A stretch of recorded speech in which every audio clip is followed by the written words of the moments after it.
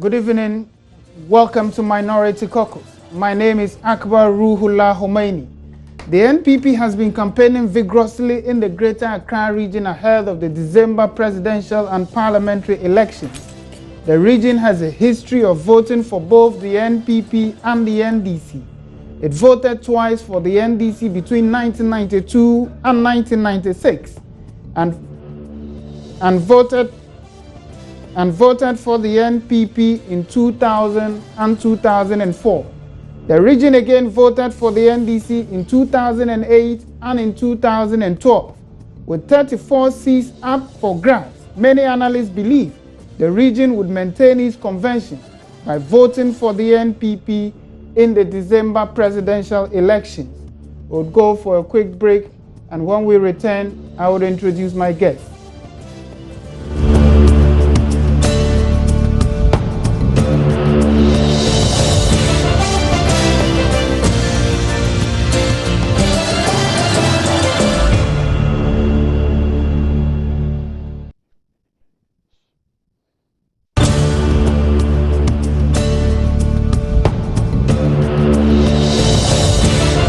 Welcome back. Tonight I've been joined by two officials of the new Patriotic Party from the Greater Accra region. On my far right is Prince Obeng, Regional Youth Organizer of the new Patriotic Party, and on my immediate left is Joyce Zampari, the Regional Women's Organizer of the new Patriotic Party. Welcome to the show. Thank you. Thank you. I would start with you, Prince Obeng. How has the campaign been for the NPP in the Greater Accra region, 40 days to the elections? Well, it's been good.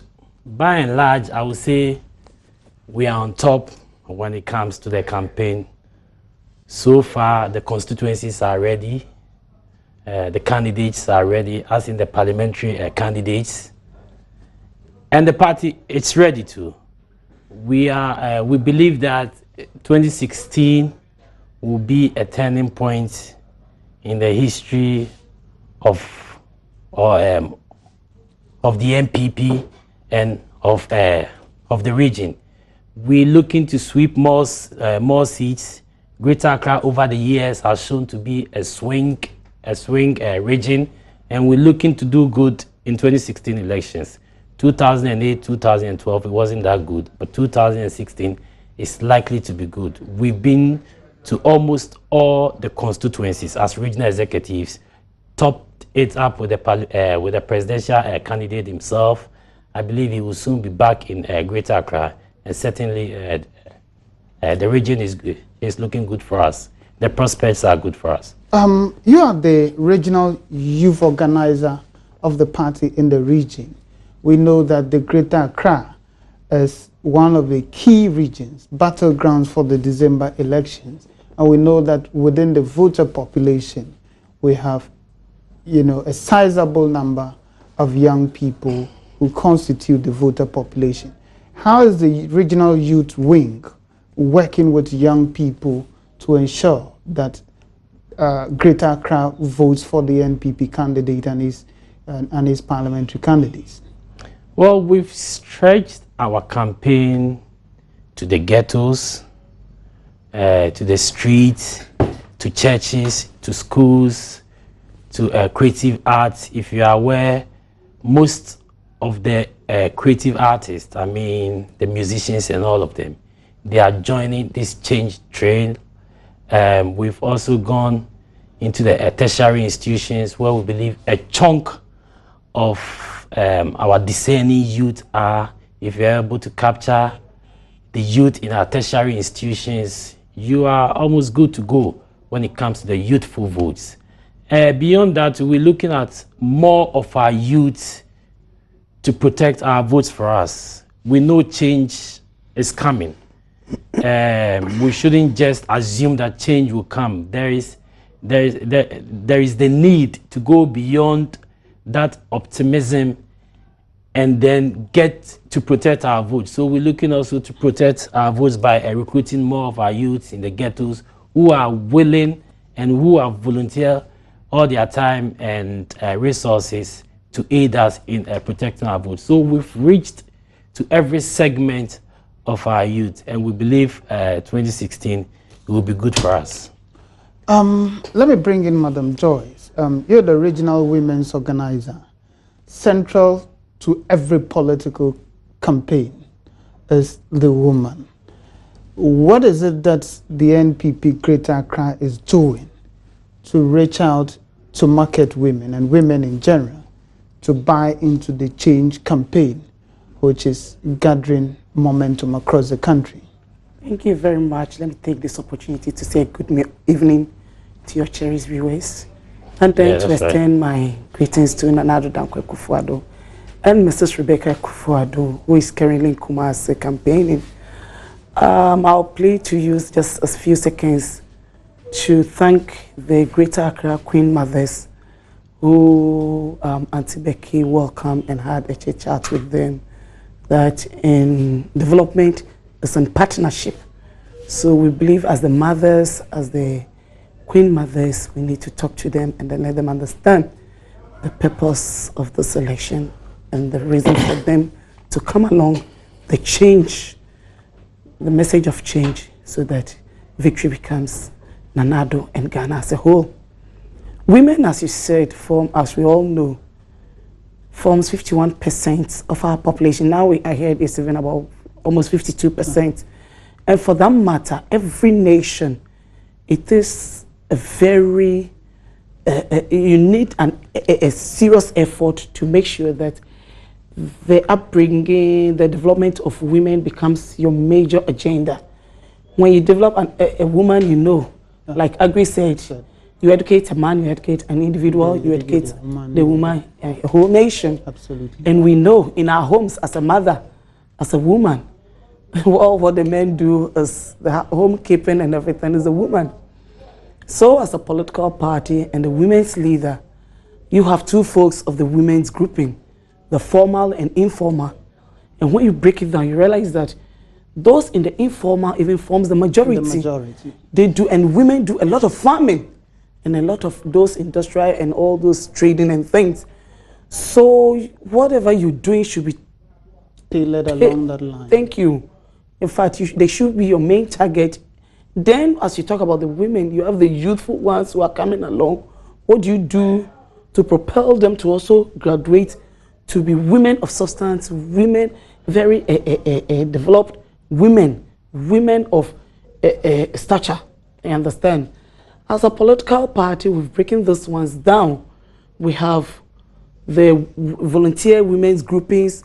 Apart from the constituency women organizer, the polling station women organizers, we have the various women groupings. You know, I just told you we met the Queen Mothers. We're trying to reach out to other women associations. You meet them, let them understand, because in development, it's about the individual. If you don't let them understand, or if you go there trying to impose things on them, you fail.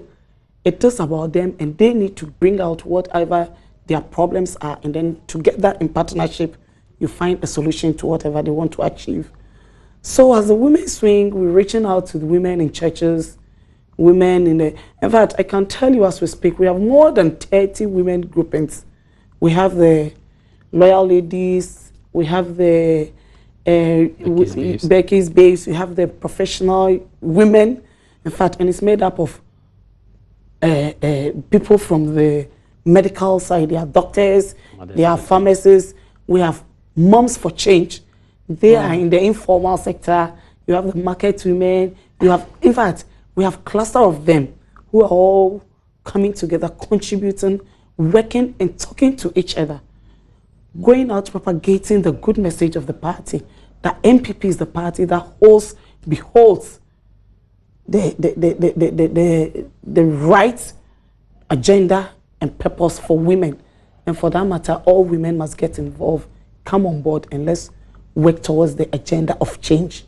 That's what we do. Well, are they buying into the NPP's message? What has been their frustrations in the last 8 years? In the last 8 years, I tell you, the frustrations of mothers, let me start with, is you look at, in fact, like I told you earlier, women do a lot of informal work. Those who sell the ice water, the ice kenke, the cold stores. 3.5 years of doomshaw cost a lot of them.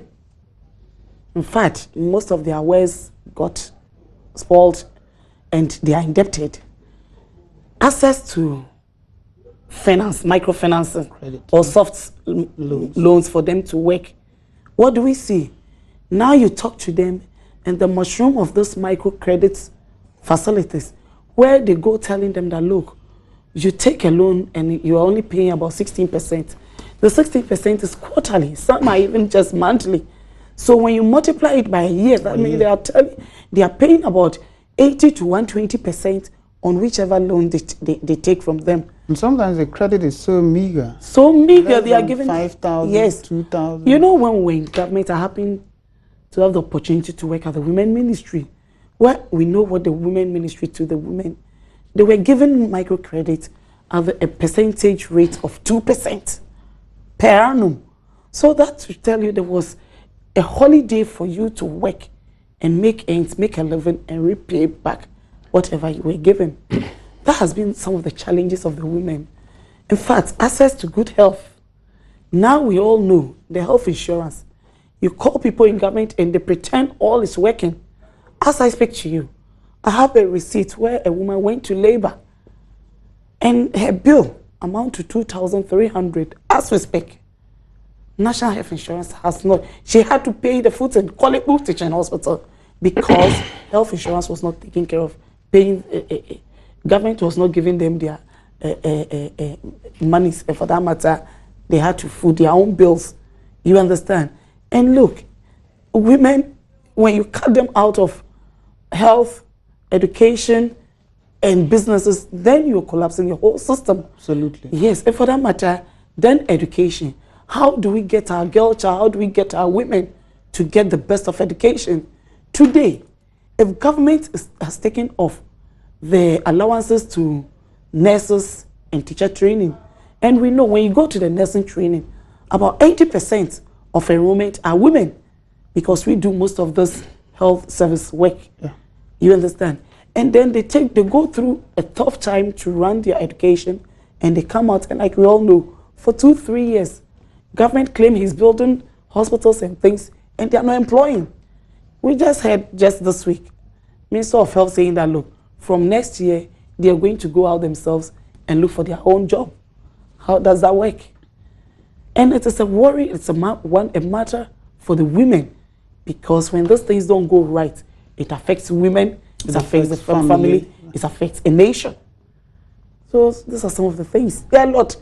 I can't count and count and count and count and count. Prince, we know that today the biggest issue in our country, which most policy experts believe constitutes a threat to our democracy, is youth unemployment. There's absolutely no doubt about that. Exactly. And a political party seeking to win a region like the Greater Accra should be interested in addressing youth unemployment.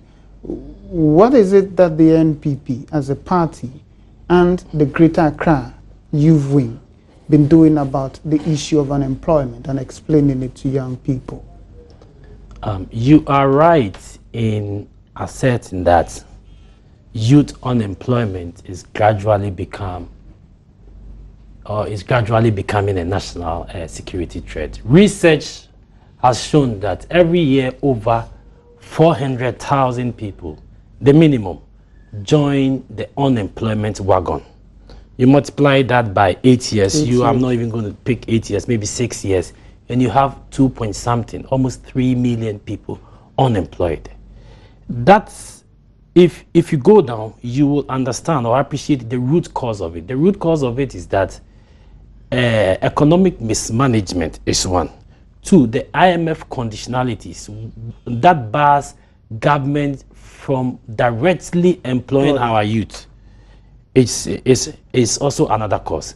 Trust me, that's going to be compounded in the unlikely event, God forbid, that John Dramani Mahama wins. That's going to be compounded by another IMF conditionality, which now directs government to do what now they call downsizing. That's to take. So now they're going to have to take people away from jobs. Now they're not even stopping. They moved beyond stopping people from getting the work. Now they're getting people out of job. Indeed, we cannot allow this to continue. That's why Nana Addo Dankwa Akufo-Addo has stated in our manifesto, what addresses the youth unemployment is clear. He says one district, one factory. That's the major thing that can address our problem. Beyond that, he is also saying that $1 million, one constituency. That directly addresses the constituents, what they need to do, things they have to do if it's factory, to own the development in their constituency. Beyond that, there are so many in the area of sanitation, which obviously Dr. Bawumia has enumerated to us. There is a strategy to have every household have 3 bins. So the 3 bins, one for plastic, one for paper, one for liquid waste. No, a rotting waste. So you pick the waste directly to a company that's to recycle it. You fail to separate your waste, you mix them together, you are stratifying. That's going to lead to an introduction of what we call tankers or sama. Obviously, this policy has 3 dimensions. 1, solves the sanitation problem. 2, creates job for our youth. And 3, creates or makes available raw material for the recycle companies. This, among others, so many of them. Some are in the manifesto, others are also in the youth. In the youth manifesto that we intend to soon launch.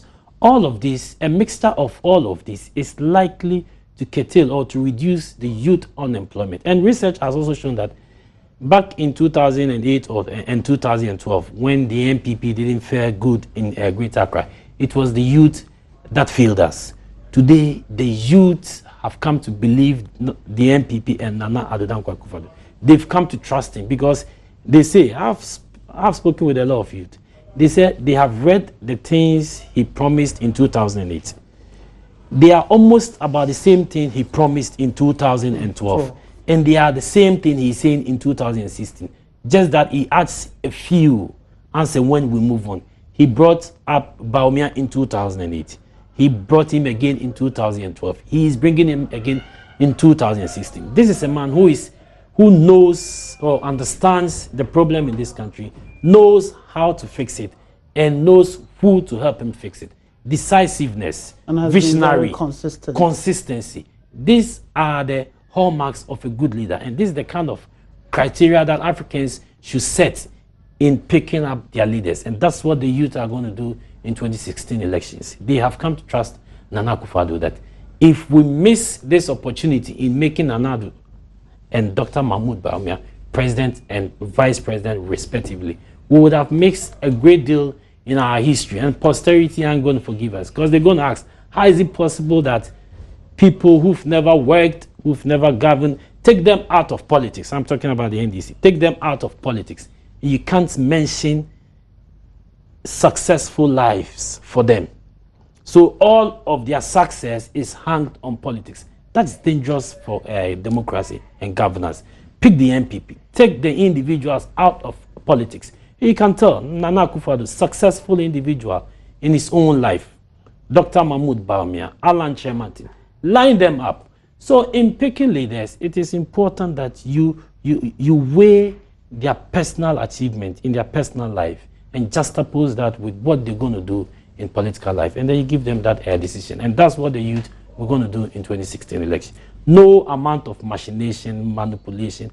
If the elections were even held in the bedroom of the Electoral Commission's chairperson, we're going to win. No rigging is going to happen. It's going to be emphatic and it's going to be historic. Well, some are concerned about the number of independent parliamentary candidates from the fold of the NPP.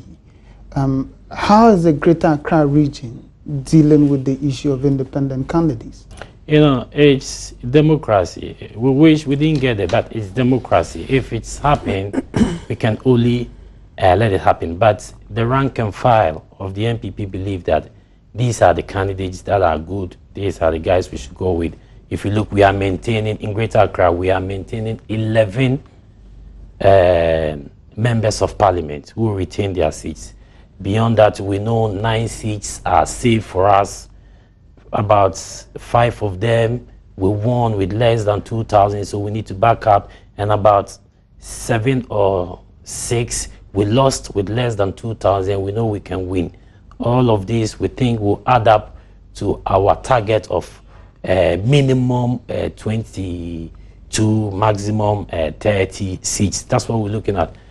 It can happen. It may happen that we'll win 30 seats, but we are not likely to come down 22 seats. So with or without independent candidates, we know we will do well. And this Sunday, we are going to have our rally at Akojo Park in Tema, and we are going to set the target for all of the constituencies. That will eventually culminate in about 57% or 56% for Greater Accra. If we're able to achieve that, that would be an excellent work for us. That will send Nana Akufo-Addo to the Jubilee House, inshallah, by the grace of God and of course the benevolence of the Ghanaian people. Madam Joyce, listening to your regional youth organizer, there seemed to be that conviction that the NPP would win in Greater Accra region, and victory in Greater Accra region is certainly crucial to determine who becomes the next president. Now, apart from youth unemployment, which the NPP is addressing through its manifesto, we are also concerned about the state of the Ghanaian woman today. What has been the message of the regional women's wing to women in Greater Accra? Well, our message has been election 2016, the hope for women. That's the hope for women, because this election is about future, it's about we and our families, it's about we and our children, it's about everything that you could think of. So it is the hope. And you know, we just launched the hope campaign as well alongside the manifesto launch. So it is one thing that every woman is yearning to see come 7th December.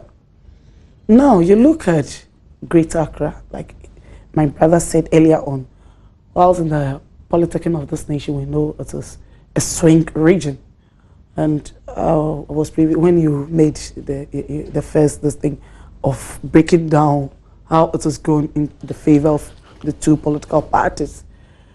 And I tell you, looking at the enthusiasm of the women and the youth in this region, 10.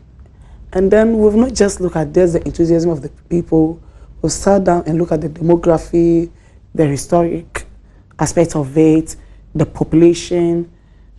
We've taken note of all those things and we're tailoring towards, working towards that.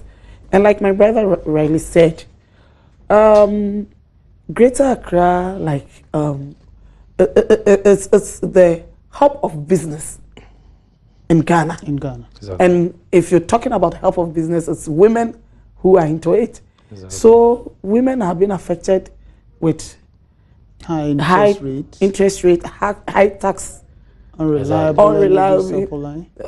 You're doing that, you're talking for me. You understand, all those things play into the life of the woman. So all the woman asks of us, what do I stand to gain if we should allow this government to still hold on to power? I tell you, the women of Ghana and especially Greater Accra have decided that, look, this is a year of change. This is a year for Nana Akufo-Addo and the new Patriotic Party. It is a must win, and we are winning it. Like my brother said, we are not just launching a campaign, we are launching the Greater Accra regional campaign. We are launching our campaign, and then we've been doing a lot of bidding out there, we've been doing a lot of campaigning out there. But this is to put more oil into whatever we're doing. We're going to oil it up, and then we have the operation hit the constituencies. We are not taking any constituency for granted. We are not. In fact, it is Operation 25 seats. It was saying 22. It is Operation 25 seats. And like he rightly said, if you look at the 34 seats, you know, in 2004, NPP won 16 seats and NDC had 9. Then in 2008, it turned to the same thing. It was a 10 round table where they won 16 and we lost and came down to 9. Then 2012, when there was a more creation of the constituencies, we did well, because if you look at the statistics, we were trailing from behind, and then we won 5 extra seats. You understand? And then they also moved. But if you look at the ratio in terms of the number of seats won, you could see that we increase in vote. Look, but per the presidential vote, the popular vote, we increased with about 1.8%, and they drop. You understand? All those things play into politics, in the game of politics. What do I do? Because winning is how to cut down the votes of the deficit of your opponents, and make sure you increase in your total numbers. And that is what we're doing. We have the safe seats. Those are the 9 safe seats where we won with more than 5,000 votes. Then we have the swing seats, the marginal ones where we won or we lost with a little over 5,000. And then we have the battleground, you understand. When we put all those things together, there were seats, especially you go to a constituency like Sege and Ningo Pram, where from 96, I don't even want to dwell on 92, 96, 90, 2000, 2004, NPP will only gain about 2,000 or 1,500. At this time, I tell you, the difference in parliamentary vote was less than 4,000. Wow. Yes, was more less than 4,000. Ningo Pram, we lost with just about 4,000 votes. Then you come to Botiano English Amafu, where we lost with less than 200 votes. These are all things that are playing into the politics that we're looking at. And we are focused. That's one thing. We are focused. We are determined. We are not going to be distracted. We are all out. And when you go out there, I tell you, the people out there, especially the women, are yearning for change, and they are prepared. They are going to come out. And you know, anytime there's been a massive outpour to cast votes, the tables turn around. It has always gone in the favor of NPP. In 2008, you know, the turnout was about almost 80%. Yeah. In 2004, it was also around the same thing. You could see. So where the turnout, and I could see the same thing. 2012, the turnout wasn't bad. It was about 77%. We know what happened. We know what happened, that we ended up at the Supreme Court. But this year, we are not going to the Supreme Court, because we're going to be the returning officers. We are going to be the presiding officers. The women are prepared to go out there and protect the ballot, that every ballot is counted and counted appropriately. We are not taking chances. And we're going to police the ballot till the last ballot is counted and declared. And we're going to do that. We're going to protect the ballot till the last ballot is counted. We'll go for a quick commercial break, and we'll be right back.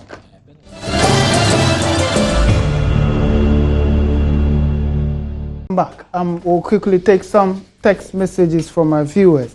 This one from Ferdinand Blay, Takrade, and he says that another term for President Mahama will transform your life into another year of hopelessness, deceit, and incompetence at its highest peak.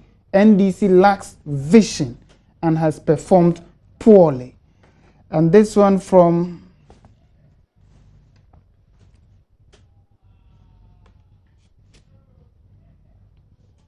I would set through some other messages. Prince, you said that over this weekend the Greater Accra region of the NPP would be launching its campaign in Tema. What should the people of Greater Accra region expect from the program? Who are the guest speakers, and what should we be expecting? Well, the Greater Accra in general, we are expecting a massive turnout. You know, the manifesto launch had trade fair was virtually our crowd, an unprecedented crowd. You multiply Accra Sports Stadium by 10 and you are likely to get that kind of crowd. We had at the manifesto launch over 300,000 people there, and they were all virtually from the Greater Accra constituencies. We want to replicate that in Akojo Park, so we want a massive turnout. The policies are going to be enumerated, and this time Greater Accra specific, sanitation, unemployment. It's all going to be an issue that will be discussed. There's also going to be the GAN representation in cabinet positions. It's key. We mentioned that today we don't have a single one. I don't remember the last time a GAN person was nominated for cabinet position under this NDC. We're going to state that clearly, that the NPP represents the GAN more. So we're looking to send a signal to the NDC, and we're going to dare them. If they can ever organize an outdoor program in Greater Accra, we're virtually going to subdue them, submerge them, and make Greater Accra uncomfortable, and make Greater Accra a no-go area for them, forcing John Dramani Mahama, His Excellency the President, to go to the likes of maybe Central or nothing. In fact, now he's confused. If you see, he sent his Chief of Staff here, his Vice is here, and he's here. It's all not going to work. Greater Accra is the deciding region, and we're taking over it. If you know, I think we lost with about 32,000 the last election. This election, we're looking to overturn it and win with a difference of 50,000 or more, or 60,000 or more, and make it an emphatic one for us. So it is so. We know change is coming, and Greater Accra, because it's a cosmopolitan place, people tend to hear more. They tend to be discerning more. So they listen, and when they listen, if you have the father of the NDC, President Jerry John Rawlings, calling for change, calling the NDC thieves and corrupt people, then the Greater Accra people know that it will be a mistake to vote for John Dramani Mahama or give the NDC 12 straight years. That's not enough. The mother of NDC, if the Greater Accra people are hearing every day, she's saying the NDC are thieves, John Dramani Mahama is a thief, and therefore she's even moved beyond saying it to form her own party, then clearly the people of Greater Accra are going to vote for change. If you have the uncle, and I call him the uncle of the NDC because he was the first running mate for late President Mos, Martin Amidu. And for the first time I heard the word gargantuan, saying the NDC is currently engaged in gargantuan corruption. And even that's been compounded by the likes of journalists who used to speak for them. Right, so that the NDC card has become an insurance against prosecutions for corruption. So if you're a member of the NDC and you go and loot from the public coffers, your NDC membership card is sufficient to serve as an insurance against prosecution. You see, and that's something we cannot allow. So if you have your mother, your father, your uncle all telling us that no, we should vote against you, clearly the people of Greater Accra will hear. They hear it every day, and they will vote against the NDC in 2016 election. That's the signal we're going to send to the NDC and to the whole of this country in Tema. And I believe whatever happens in Greater Accra transcends the borders of Greater Accra and enter into the regions. So if Greater Accra amplifies that change mantra, it's likely that the other regions are also going to replicate. Ashanti region is going to be a done deal. Eastern region is going to be a done deal. And the surprise of this election is going to be the Volta region. Trust me. And the northern region. And the northern region, of course. The northern region will win. It won't be a surprise because northern region is for NPP. But somehow, because of the propaganda and all that, if northern region comes to us, I don't see it as a surprise, a major surprise. I will see it as something that has to happen. But the Volta region to get 35% will send shivers down the spine of the NDC. And that's what we are going to push at Tema, so that all other regions can just copy from us and replicate it. Mama Joyce, who are the guest speakers? Because let me touch on the objectives. The objective is to energize the base and to show force in the Tema metropolis. That's one thing. And we are going there with Operation 58% for our presidential candidate. It is an operation, 58%. That's what our purpose of going there. And our main guest speaker, of course, cannot be any other person than the man of the moment, Nana Addo Dankwa Akufo-Addo. Then we have Honorable Alan Kwadwo. We have the likes of Honorable Stephen Asamoah-Boateng, the former president, His Excellency John Kofi Ejekum will be there. Will be there live. We have former ministers, former MPs, former district chief executives, and the region as a whole, because it is our region, it is our baby. The regional chairman, the 3-term MP for Tema, is a former minister of state, and then the current 2-term regional chairman will be there because it is his region. We're going there, and you know, like he said, the manifesto launch, the success of it was that people walked. Yeah. People walk. In fact, I was so amazed. Yeah. As at 5 a.m. when I listened to the news and to hear that there were thousands of people who are flooded, I said, wow, what is this? Even in the rain. Even while it was, when it was raining. Yeah. That should tell you the way people are yearning for change, the way people are moving for the wind of change. They're going along with it. That is what we're seeing. And we are telling NDC, Greater Accra this time. Oh, it is a no-go. Because don't forget that the seat of government is here. It is a metropolitan, this thing, that you get about 500,000 people moving into Accra daily. And out of the 500,000, you get about 10% of it not going back. They are all here because of the rural challenges. So the rural migration is having a very serious effect on Greater Accra. And when they come and they realize that, look, the situation, the economic situation in Accra reflects everywhere. You know, when the economic situation hits Greater Accra, the multiple effects goes down to the urban areas, rural areas, and that's what we're witnessing. So the microcosm and then macrocosm of everything that we're talking about is going to work perfectly on Sunday.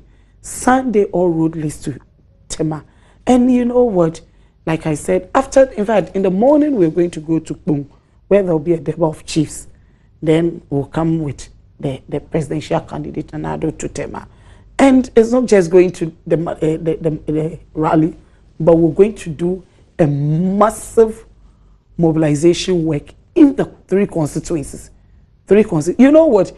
The NDCs think that, oh, Tema East we won with 3 in terms of the parliamentary, so they think it's something they can't have. We're telling them they are deceiving themselves. If for nothing, the wind of change that is blowing is telling people that, look, the Tema region is a no-go region, and for that matter, we're moving in there. All rulers, and we're telling the people, appealing to our women out there, this election is about the women, it's about the youth. It is our future. We miss this boat. I don't even want to talk about missing it because the signs are there. Everybody is saying it, that we are winning this election, and all must get involved. All must come along and let's participate so well to make it a great success. It's a straight operation, 58% win for Nana Addo Dankwa Akufo-Addo. Nothing more, nothing less. Prince, before we go, what has happened to garlands? Because a few days ago, I heard the Dangme youth accusing government of appropriating garlands. There was a major campaign to the NDC employed in 2008, and that they were coming to protect garlands. What has happened to them? That's the hallmark of the NDC: hypocrisy and dishonesty. They don't practice what they preach. In fact, if you hear an NDC person trumpeting something, that's what he is doing. And the guns are now awake they have realized that they've been shortchanged, they've been taken for granted, and they've been disrespected. So they are beginning to find their voices and to speak against it. So this protest against the sale of, people are acquiring land, and it's not just they are not acquiring, they are amassing it. It's not just family and friends. It's not just all how do I put it? All of the NDC. Around the it's the family and friends. Tract of land. It's just between the cronies, nepotism, and that's what. Even within the NDC, a lot of them complain that enough is enough. We must go back and change before we come back. We must go back and do things right. If we continue like this, our party is going to be dead. And some of them even want to go back to opposition because it is just around the families, around the presidency and his family and his friends.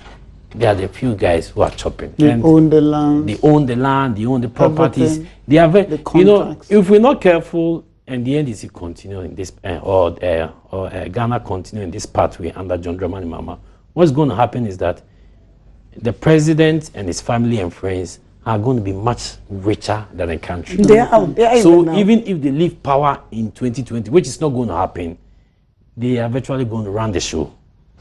Because I hear electricity, merchant bank, how it was sold, Yeah. Electricity, when it's going to be sold, how it's going to go. It is just around Ghana gas is going. And as for the lands, as for the Ghana lands, it is just the small part of it. The huge ones, we can't tell. And it's only change in this election that can happen. That's why they are hell-bound. They are hell-bent in protecting their interests, but it's not. Just a quick one. And yeah, I want to run out of time. Yeah, I want to borrow A+ song. Why you late? Why you late, John Dramani Mahama? Even if you tar a road from here to Kumasi, it's too late to retain your seat. A quick one on this Ghana issue. I've been a Ghana base, so I understand. In fact, it's so appalling, it's so disgusting if you hear the way they were grabbing. The Castle area road has been sold out. The 37 Trotro station, as we speak, has been sold out, and they've been given letters that from January. The Trotro station. Oh yes, they should vacate. This is serious, man. Licensing office is gone. Wow. I am telling you. We're running out of time. Let me take this message from. And trade fair is also going soon. From Boache Hunter West, and he says that creating competitive and business-friendly environment that will facilitate growth is what the NPP envisages. Viewers, you've listened to it all. The verdict is simple. Another 4-year term for NDC would have made it 12 years. That would be a tragedy to our democracy. 8 years of incompetence, of hardship, of unreliable power supply is enough. The Ghanaian people must vote for the NPP and Nana Akufo-Addo in December to truly restore confidence in government and to help transform our country. See you next week for yet another interesting edition of Minority Caucus. Good night.